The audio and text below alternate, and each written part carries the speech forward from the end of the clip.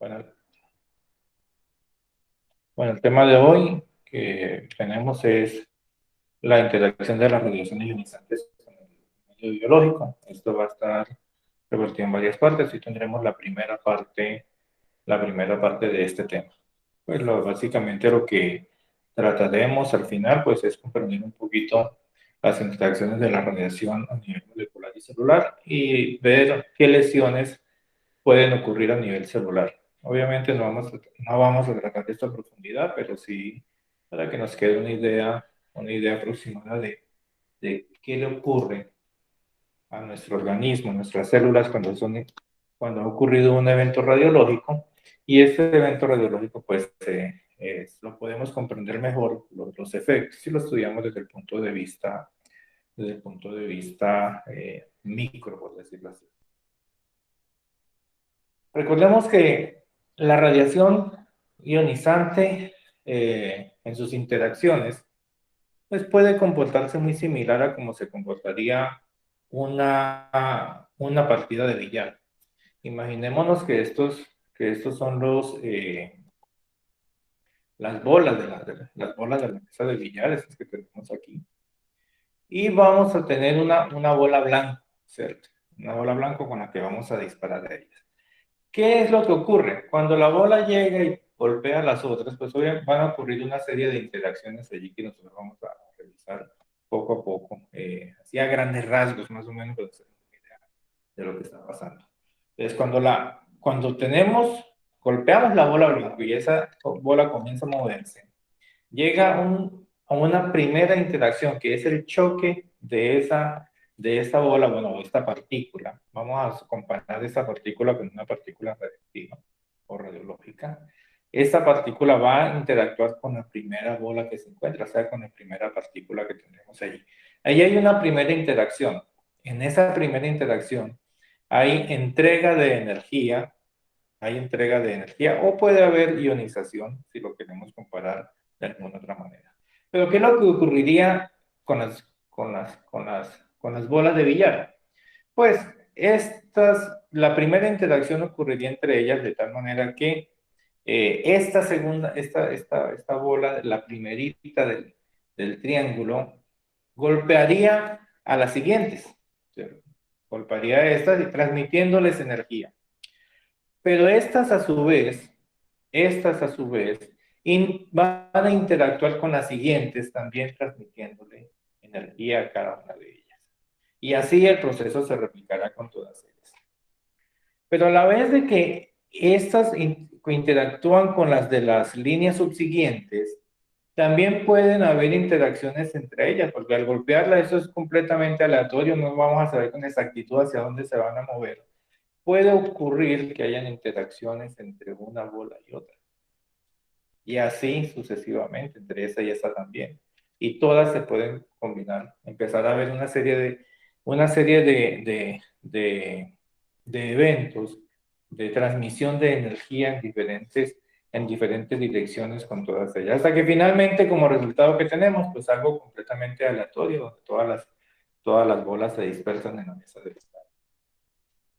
Esto que ocurre lo pongo yo como ejemplo para que nos hagamos una idea de qué pasa a nivel biológico. Primero tenemos que recordar que en el proceso de interacción de la radiación con la materia, la radiación se comporta como una partícula, como una bolita, ¿cierto? Si es radiación electromagnética, pues le llamamos fotón, aunque no tiene masa, tiene transmisión de momentum, puede entregar energía también, entonces se comporta como una partícula. Y el resto de las mesas de billar no podemos comparar, hacer el símil con los átomos. Con los átomos. Entonces, si si una partícula viene y golpea a un elemento del átomo, y podemos tomar como ejemplo que golpea a uno de los electrones del átomo, le va a entregar energía. Entonces, imaginémonos aquí un rayo X. El rayo X viene, golpea a este electrón y le entrega energía al electrón. Al entregarle la energía, allí se produce una ionización, por lo tanto, ese electrón se va de allí, sale completamente disparado. Como él las desapareció, esto es un efecto fotoeléctrico, más adelante, pues, y bueno, ya hemos hablado del efecto fotoeléctrico en otras capacitaciones, en el curso de protección radiológica, pero vamos a mencionarlo aquí. Entonces aquí tengo una ionización. Esta vacante que me queda aquí tiene que ser cubierta. Para que sea cubierta, uno de los electrones de los orbitales externos va a saltar hacia este lugar, va a ocupar esta vacancia. Y para hacerlo me va a liberar un rayo X, va a liberar radiación electromagnética. Entonces, miren, el átomo recibe un rayo X, me libera un electrón, ese electrón es otra partícula que va a causarme más ionizaciones. Pero para cubrir esta vacancia, el mismo átomo me va a producir un rayo X. Y este puede ser un átomo del tejido. Entonces el tejido mismo me va a producir rayos X cuando los electrones de los orbitales externos de los átomos que componen en el tejido comienzan a cubrir las vacancias. Entonces va a haber allí también un aporte adicional de energía dentro, en el mismo medio. Pero miremos qué otras cosas pueden ocurrir. Pues que este electrón que está aquí, puede encontrarse con un átomo vecino. Y al encontrarse con el átomo vecino por interacciones columbianas, por aquí en este caso como son de la misma carga, va a haber repulsión y puede expulsar este electrón de aquí también. Entonces me produce una ionización en el átomo vecino del tejido. Y esta ionización, pues finalmente también tiene que ser cubierta. Si uno de estos electrones saltó a este orbital para cubrir la vacancia, me queda una vacancia afuera. Y si este electrón sale de aquí, me queda otra vacancia también. Entonces tengo un desencadenamiento, una reacción en cadena de ionizaciones a nivel a nivel molecular dentro del tejido donde empiezan a formarse una serie de iones que finalmente tienen que solucionarse y la forma de solucionarse pues es generando nuevas moléculas o generando una serie de procesos en el interior de la estructura de las cadenas de ADN, de los cromosomas. Bueno. Entonces, mediante estas colisiones, veamos otro ejemplo. Veamos otro ejemplo. Aquí puede ocurrir que el rayo X viene, pero este rayo X no le entrega toda la energía al electrón. Este es el caso del efecto Compton. Pero le entrega la energía suficiente para sacar al electrón de su orbital y el electrón viene aquí. Me queda aquí una vacancia y me queda un rayo X residual. Y aquí, recordemos que los átomos no están aislados, están en una vecindad, organizando complejos más grandes, o sea, moléculas, tejidos, moléculas, proteínas, tejidos, en fin.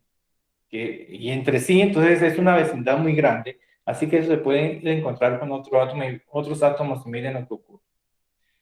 El rayo X vino, me sacó este electrón. Este electrón puede golpear el electrón de este átomo vecino y sacarlo también y producirme aquí otra ionización.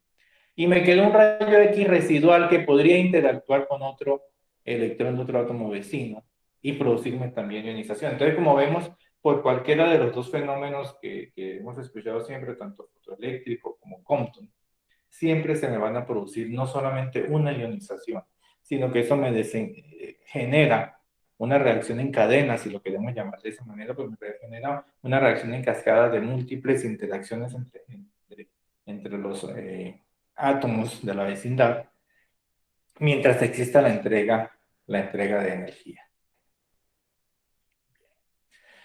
Entonces, en el proceso de interacción con la materia, entonces la radiación cede parte de su energía a los átomos de la misma a través de sucesivas colisiones, como ya lo vimos, dando lugar a una sesión energética prácticamente instantánea.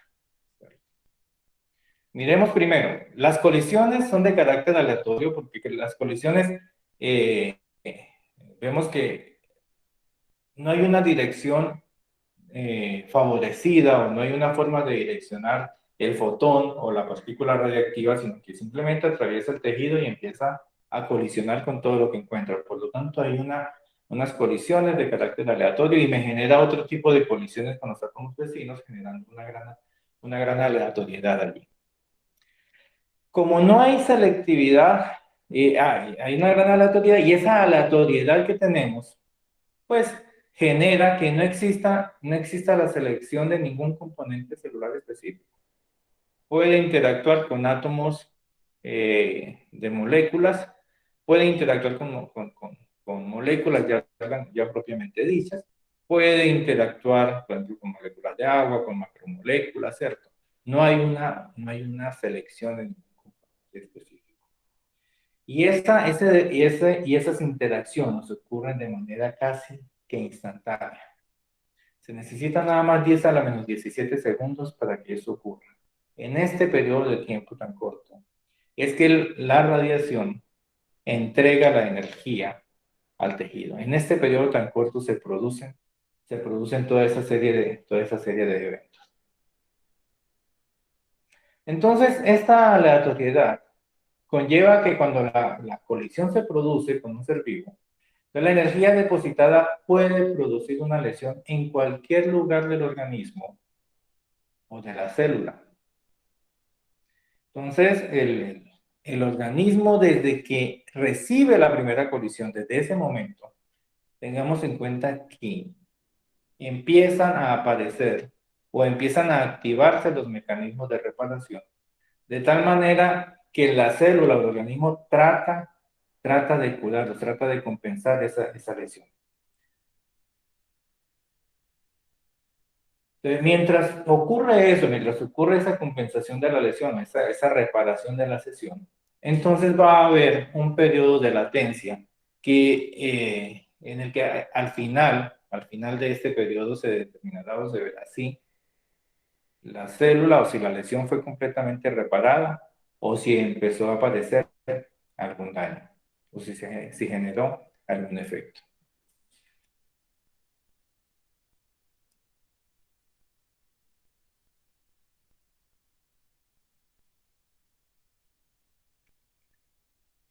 Miremos en estas etapas de interacción.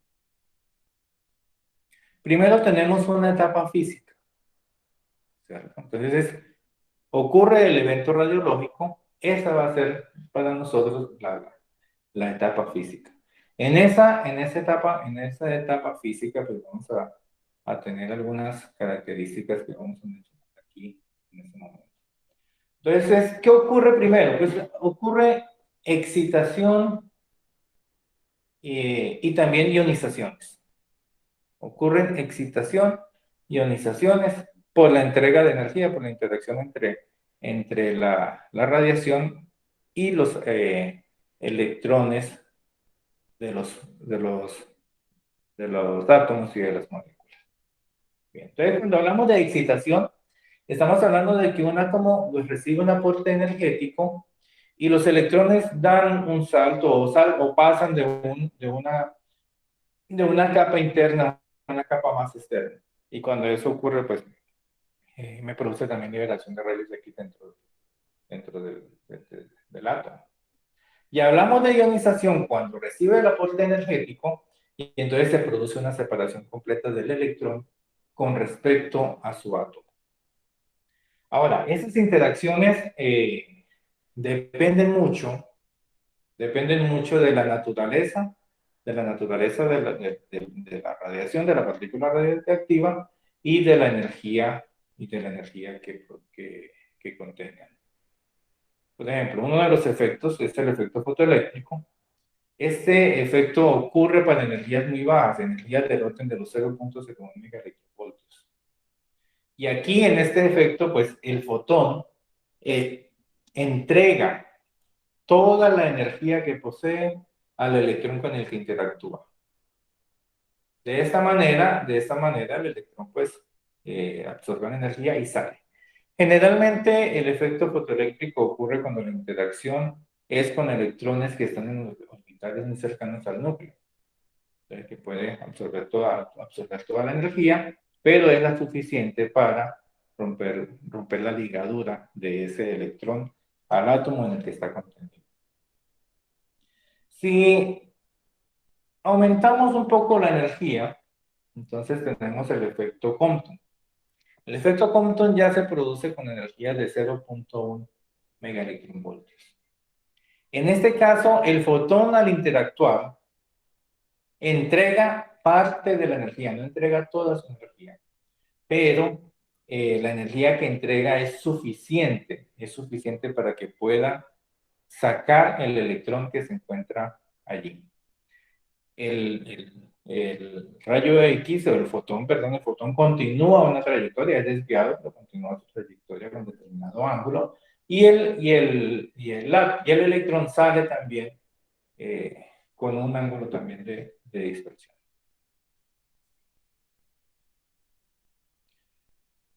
Después tenemos la producción de pares, y en este fenómeno ocurre solo pues, en energías superiores a 1.02 megaelectronvoltios. ¿Aquí qué ocurre? Que el fotón pasa muy cerca al núcleo e interactúa con las fuerzas del campo nuclear. Al interactuar con las fuerzas del campo nuclear, el fotón es materializado, o sea, el fotón se detiene y se convierte en materia. De aquí se demuestra la teoría de Einstein de que la energía se puede convertir en materia, o la materia en energía también. ¿Cierto? Se producen dos partículas, un positrón y un electrón. El positrón, que es de carga positiva, pero tiene la misma masa que un electrón, y ese positrón me va a generar otras ionizaciones, porque ese positrón, al encontrarse con otro electrón, se va a aniquilar entre sí. Entonces, imagínense ese positrón encontrándose con un electrón de un átomo vecino, o encontrándose con un electrón del mismo átomo donde se produjo la materialización. Entonces, ese positrón con el electrón que se encuentre se van a aniquilar entre sí generando dos fotones gamma que van a salir en sentidos opuestos, pero bueno, lo importante aquí es que se desaparece esas dos partículas materiales y me queda un átomo con una vacancia ahora.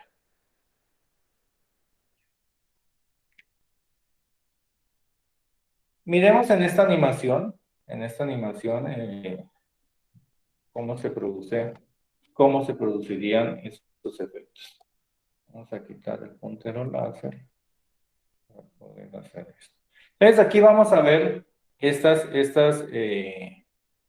interacciones que acabo de mencionar que corresponden a la etapa física. Lo primero que vamos a ver pues, es la dispersión coherente o la excitación como tal.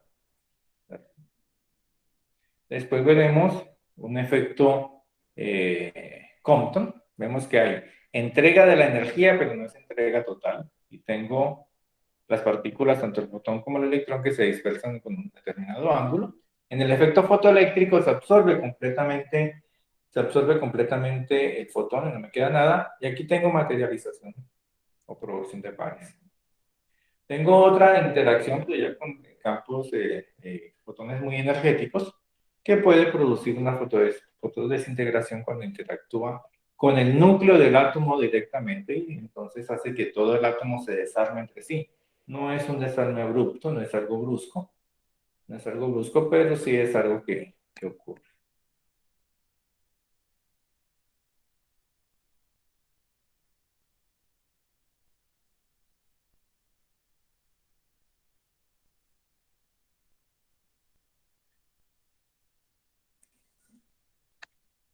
Pero después de la etapa física, viene una etapa, la etapa química. Claro, porque ya vimos que se produjeron ionizaciones. Esas ionizaciones, pues, hay formación de radicales, hemos dicho, o sea, hay átomos que les faltan electrones. Asimismo, pueden ser moléculas que le faltan electrones. Entonces, es necesario que empiece a haber un equilibrio. Y a nivel de carga se empieza a trabajar de tal manera que se prevé o se proyecta poder solucionar esas ionizaciones que se han producido. Recordemos algo importante, que a nivel celular, bueno, y no solo a nivel celular, sino a nivel del tejido del cuerpo completo, el porcentaje de agua es aproximadamente el 80%. En algunos libros es 80%, otros libros 85%, otros libros 75%.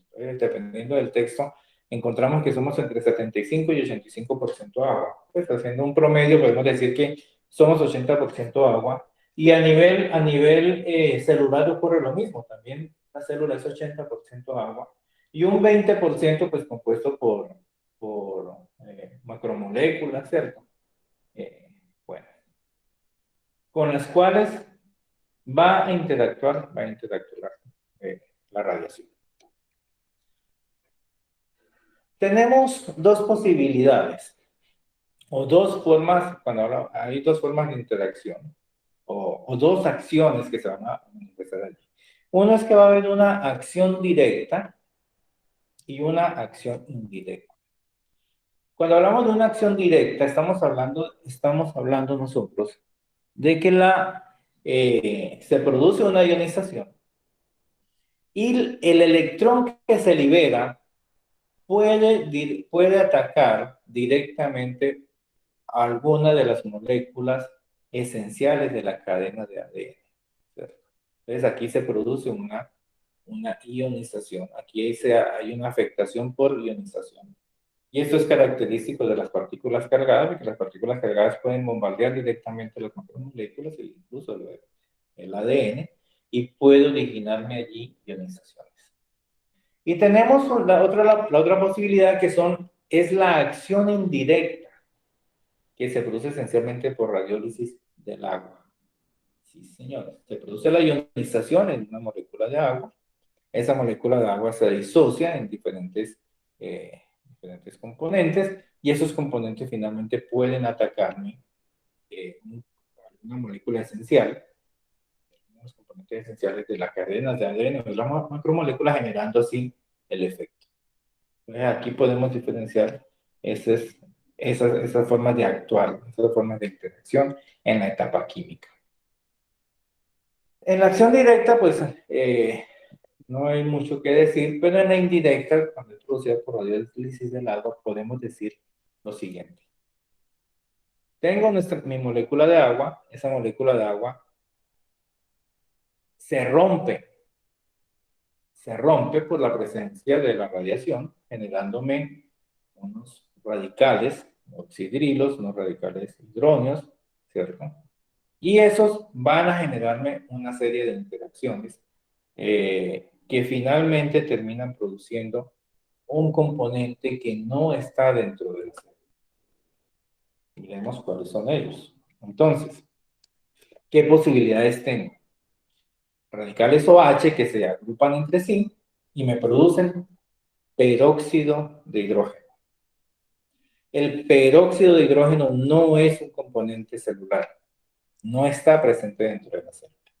Y entonces aquí me empieza a producir un fenómeno que se conoce como citotoxicidad. Empieza a intoxicarme a la célula, envenenarla.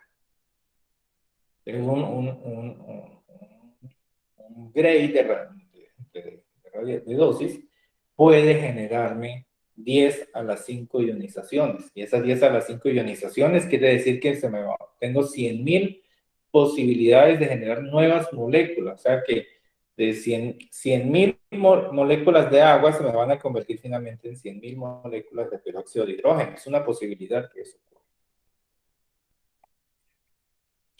Otra posible reacción que tenemos es la combinación de radicales de hidrógeno con moléculas de oxígeno. Y me forma radicales HO2. Y estos radicales se pueden reagrupar entre sí, generando más peróxido de hidrógeno y liberando oxígeno. Este oxígeno puede agruparse nuevamente con el hidrógeno y me genera nuevamente la reacción. Y esto se encuentra en el... Entonces aquí vemos algo curioso también para anotar. Y es que la presencia de oxígeno puede perpetuar la formación de radicales. Por lo tanto, estar bien oxigenado pues va a contribuir a que se multiplique, funciona como un catalizador de eventos, un catalizador de formación de radicales dentro del agua contenido en la célula. Luego de esto, entonces viene una etapa biológica. En la etapa biológica, ¿qué es lo que ocurre? Pues primero, bueno, repasemos. En la etapa física viene el evento radiológico. En el evento radiológico, pues hay entrega de energía, esa entrega de energía produce ionizaciones y entonces pasamos a una etapa química. ¿Por qué pasamos a una etapa química? Pues porque esas ionizaciones me generan una serie de reacciones que finalmente tienen que ser resueltas. Resuelta la fase química, entonces vienen las respuestas de la célula, a esos cambios que se han producido. Entonces entramos a la etapa biológica. ¿Qué es lo primero que ocurre en la etapa biológica? Pues en la etapa biológica lo primero que ocurre es que se activan los sistemas de reparación celular. Aquí en los sistemas de reparación celular es importante que tengamos en cuenta que la mayoría de las veces hay una reparación adecuada. Mientras haya una reparación adecuada, pues se va a mantener la viabilidad celular. Ahora, también puede ocurrir que ocurra una reparación que no es adecuada, y al no ser adecuada esa reparación, si el organismo la detecta, si el organismo la detecta, entonces hay una destrucción de las células, se programa la célula para morir.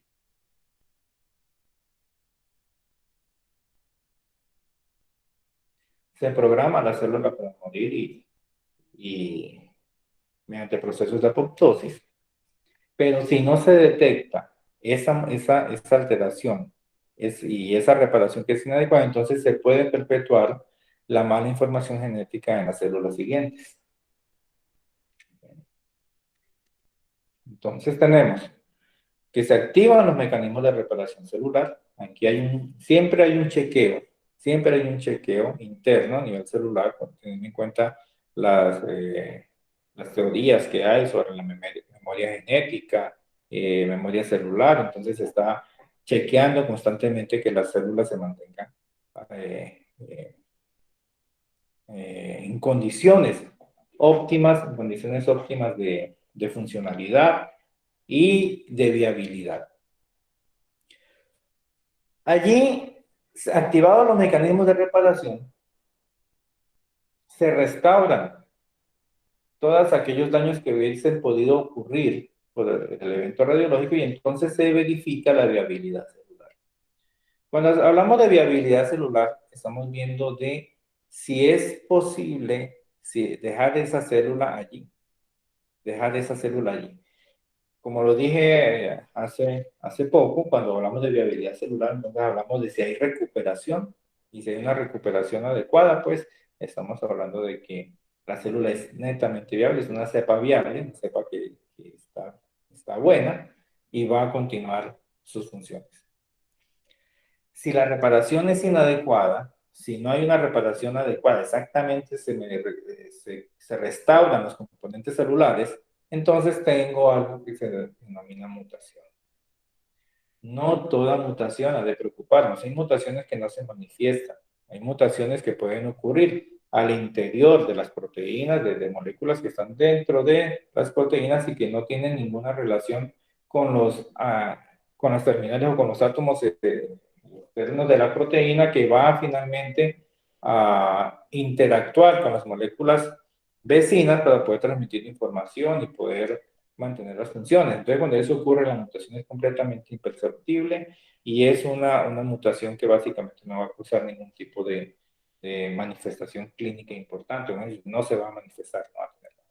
Pero si la mutación ocurre en las áreas donde hay intercomunicación celular, entonces allí sí puede ocurrir algún tipo de cambio en información de la célula, en información genética que se va a replicar posteriormente. Y esa replicación pues me va a originar como efecto indeseado, y es lo que siempre tememos cuando nos exponemos a la radiación, que empiece a reproducirse una célula alterada que finalmente va a terminar en una enfermedad neoplásica, manifestándose como una enfermedad neoplásica. Cuando se detecta la mutación, la célula programa la muerte, perdón, el organismo programa la muerte celular.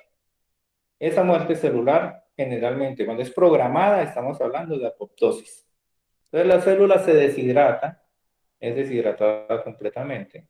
Los componentes propios de esa célula son expulsados al exterior ya secos y secados, pero no arrojan ningún material tóxico al exterior celular, al medio externo celular. Y finalmente los macrófagos del cuerpo se encargarán de destruir cada uno de esos componentes de una manera organizada, de una manera que no es abrupta.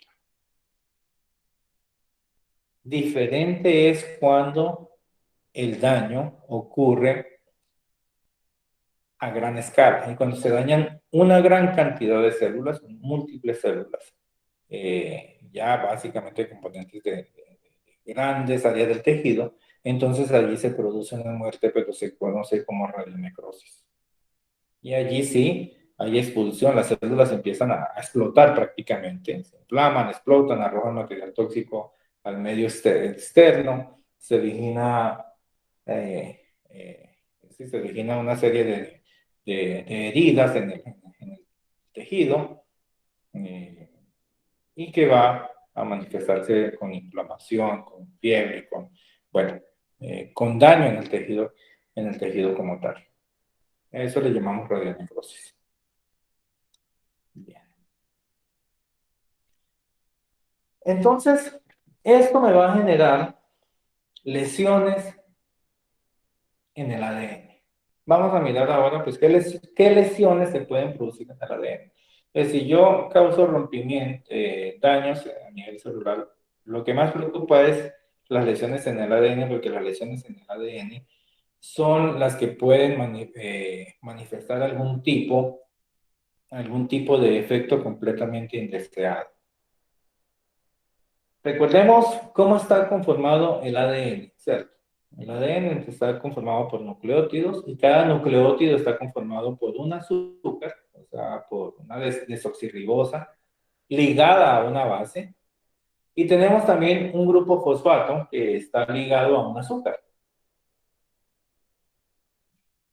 Tenemos una base nitrogenada púrica, que son que sus dos representantes dentro del ADN pues son la adenina y la guanina.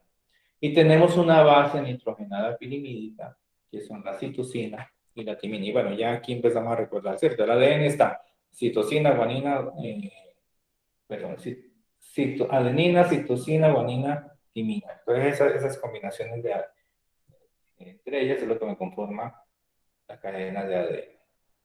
Y tenemos unos nucleótidos que están unidos entre sí por enlaces fosfodiéster, o sea, por enlaces entre los azúcares y el grupo fosfato.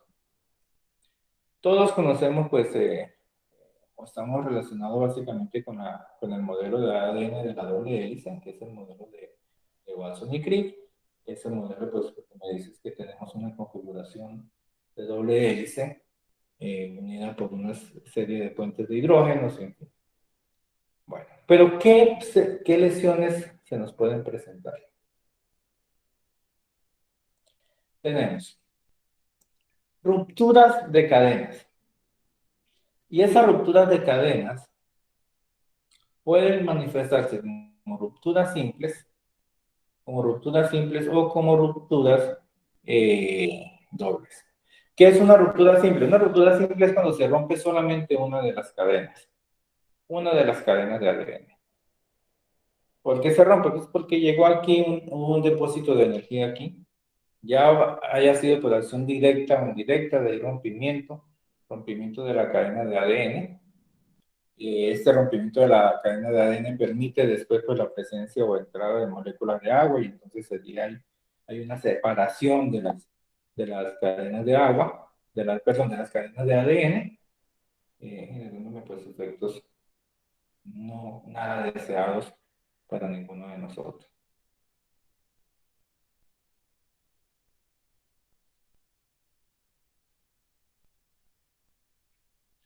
Entonces, en la ruptura simple, se produce frecuentemente entre el enlace de la base nitrogenada y la pentosa. A veces también puede verse ese rompimiento en los enlaces de fosfodiéster. Y o sea, entre el fosfato y la desoxirribosa. Es la lesión que ocurre con mayor frecuencia y se estima que se producen entre 500 y 1000 rupturas simples de cadena por cada gray de dosis absorbida entregada al ADN.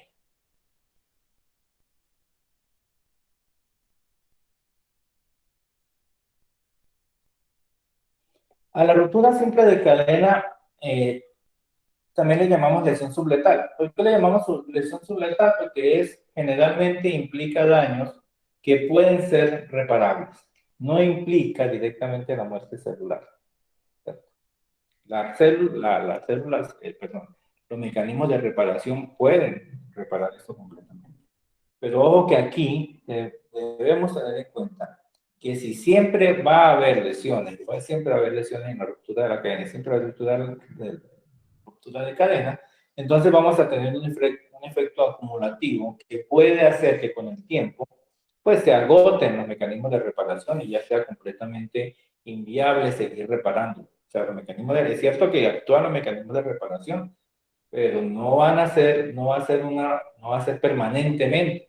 De allí que es necesario tener controladas las dosis que recibimos.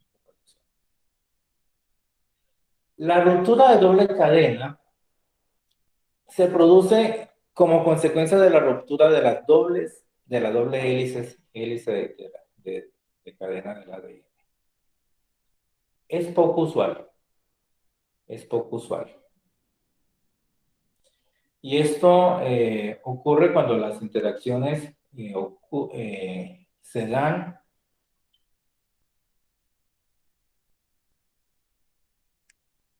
en la misma región en la misma región donde ocurre la primera ruptura. Entonces tenemos aquí un evento y luego viene otra partícula radiactiva y un depósito en el mismo lugar y que como aquí ya está roto, pues va a llegar y me va a romper la doble cadena. Como les mencioné, no es habitual que ocurra, no es muy habitual que ocurra. Se estima, se estima que se produzcan 40 rupturas dobles de cadena por cada grain de dosis absorbida entregada. A la ruptura de doble cadena, a esto sí le llamamos lesión letal, porque esto ya me programa la célula para la muerte. O sea, aquí ya hay muerte celular, porque se pierde básicamente la función celular, se pierde la información genética adecuada, no hay una replicación adecuada, se pierde la información genética como tal, por lo tanto eso me produce, me produce una lesión letal, me produce ya una muerte celular. La célula es programada. Tenemos otro tipo de alteraciones en el ADN. Dentro de esas alteraciones, pues tenemos la alteración de bases. En la alteración de bases, ¿en qué consiste? Pues consiste en la pérdida de una o más bases. Entonces, la modificación química de alguna de ellas y la ligadura entre dos bases contiguas. Se estima que se producen entre 800 y 1000 alteraciones de bases por cada centigrade, por cada gray, no centigrade, sino por cada gray de dosis absorbida. La mayoría de las alteraciones ocurridas pues afectan esa la timina. ¿Por qué razón? Pues porque las bases pirinídicas son más sensibles que las bases púricas. Principalmente está relacionado con radicales libres de peróxido de hidrógeno. Radicales libres de OH, ¿cierto? Estas son lesiones susceptibles de reparación.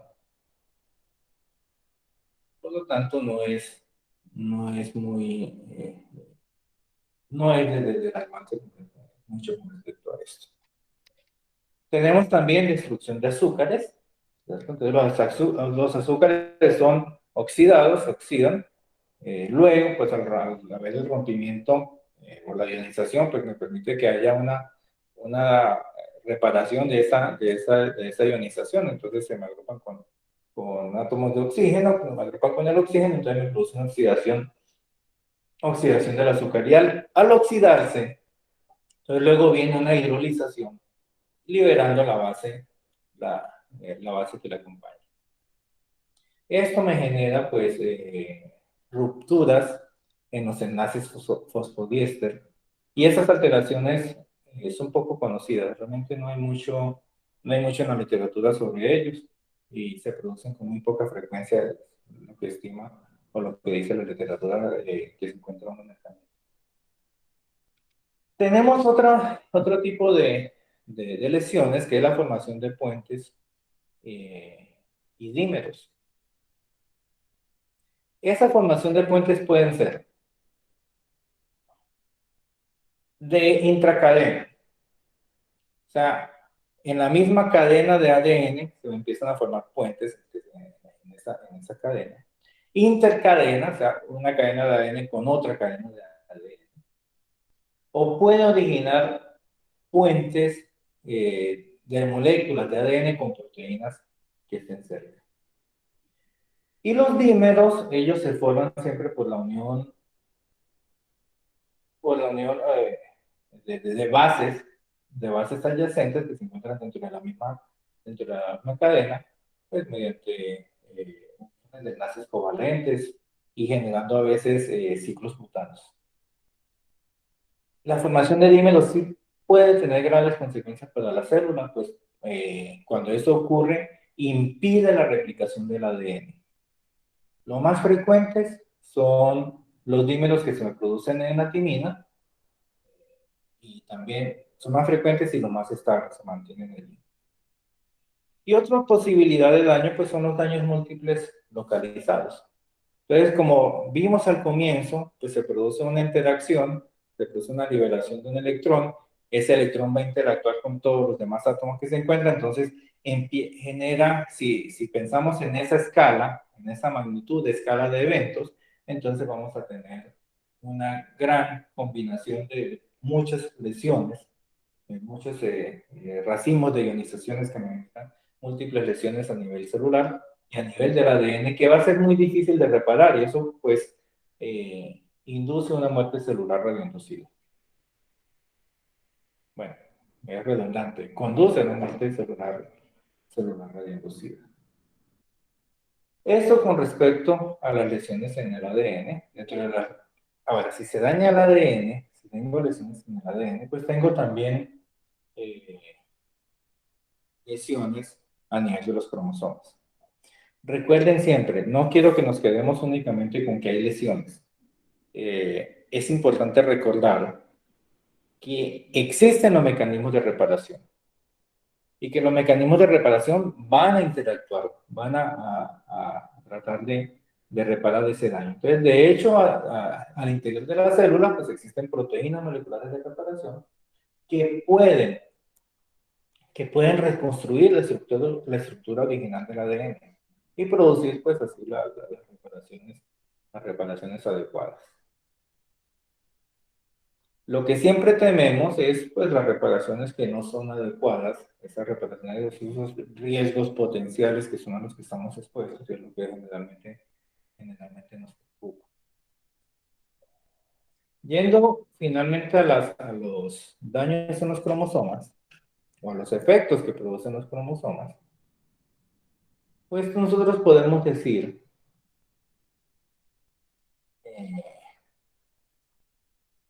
vamos a mencionarlos directamente. Toda anomalía a nivel cromosómico, de hecho las anomalías a nivel cromosómico sí se pueden observar en el microscopio. Esto ocurre pues cuando está en el proceso de la mitosis, allí podemos visualizarlo directamente. A estas anomalías se le conocen como aberraciones. Cuando hay anomalías, se le conocen como aberraciones cromosómicas.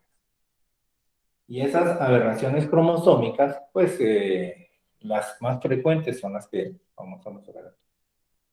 Tenemos las deleciones. Las deleciones. ¿Qué es una deleción? Una deleción es una ruptura de la cadena. Es una ruptura, perdón, una ruptura de un fragmento del cromosoma. Tiene como consecuencia, pues, que genera un cromosoma más corto. En la deleción intersticial se puede producir una ruptura y puede ocurrir uniones de los extremos. Uniones de los extremos, que es una de las manifestaciones clínicas más frecuentes.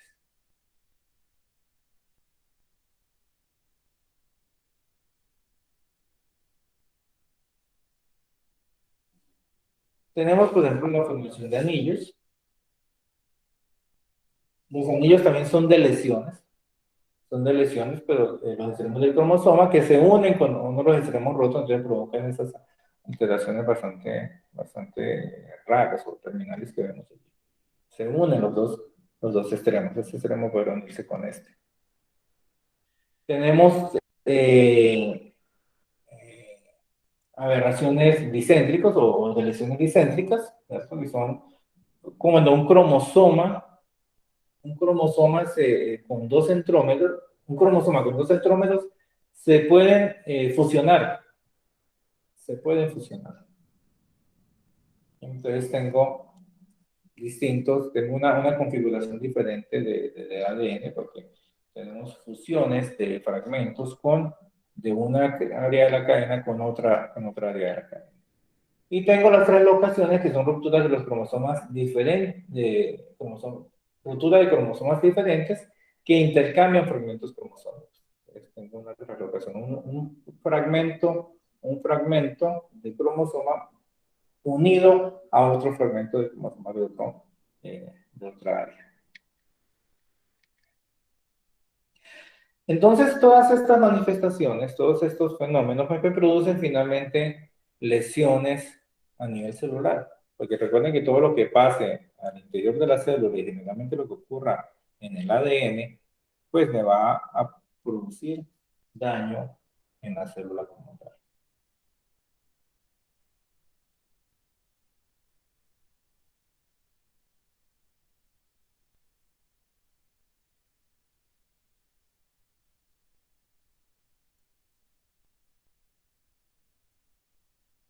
Entonces, al igual que como ocurre con el ADN, pues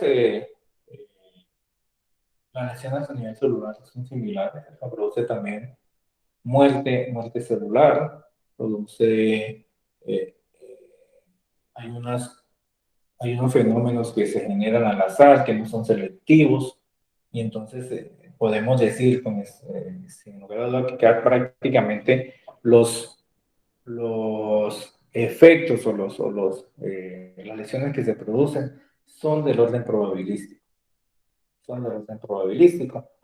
¿Qué puede ocurrir? Pues puede ocurrir muerte celular, pueden ocurrir alteraciones de la célula. Esas alteraciones de la célula pues podemos definirlas, clasificarlas como rupturas de los carbohidratos celulares, cambios estructurales de las proteínas, alteraciones de las funciones enzimáticas y cambios celulares.